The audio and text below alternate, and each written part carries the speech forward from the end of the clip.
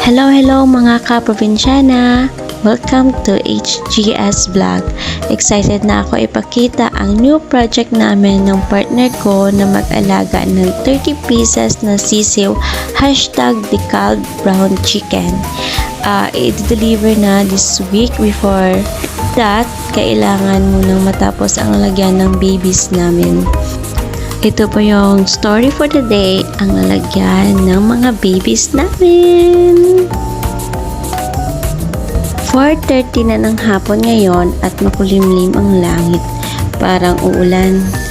Pinakain ko muna itong mga Bisaya nga manok nga kaginapag kasi nabad sa danamon. Ito po yung mga alagang manok ni tatay. See? Hello, Popol and Copa, ang dalawang aso ko na pinangalanan ko sa ML. Ito naman yung itik na alaga ni tatay. At ito naman ang alaga kong dirasa ng manok. Binigay sa akin ng boss ko yan, kaya pinadami ko. Tara, magsabong tayo. Char lang, uy, ba't yan? Pinasok ko muna sila dito sa kulungan nila at pinakain. 2 sulog, 4 na mga. Lagi nagpapakain ito ay si tatay kasi minsan busy po ako. After ng trabaho, pagod na. Ayan, si tatay na nagbibigay ng pagkain sa kanila. Kaya ayan.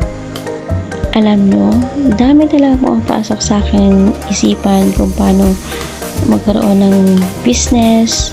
Siyempre, minsan, short tayo sa budget, may mga bayarin, kaya hanggang salita lang muna. Siyempre, kapag GF ka, at ito pa, kapag GF ka ng isang seaman, dapat maging wais ka sa pag-handle ng kanyang pera.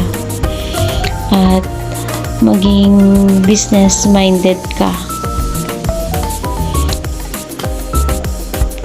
Alam mo na ang gagawin, dapat maging practical ka every time na may hinahawakan kang pera. Siyempre, kapag seaman, di naman all the time na marami kang pera. Pagbaba mo, siyempre wala ka ng pera. Okay lang kung meron kang business kasi may pumapasok na income. Kapag wala, edi, ayan na, mabilis maubos kapag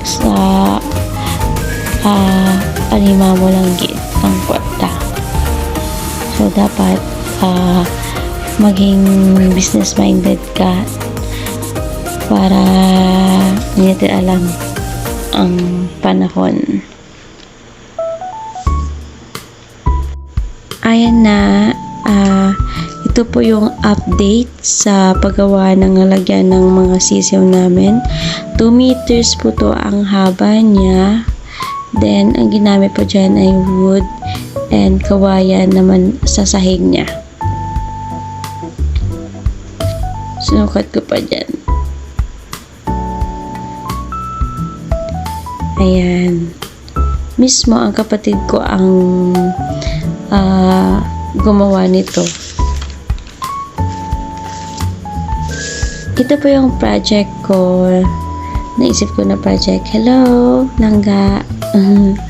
Ito po yung naisip ko na project kasi gusto ko makita ng partner ko ang pinaghirapan niya sa barko.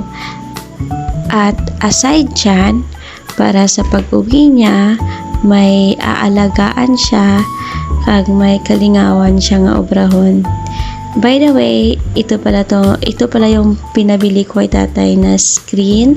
5 meters po ito. Ilalagay po to sa kulungan nila.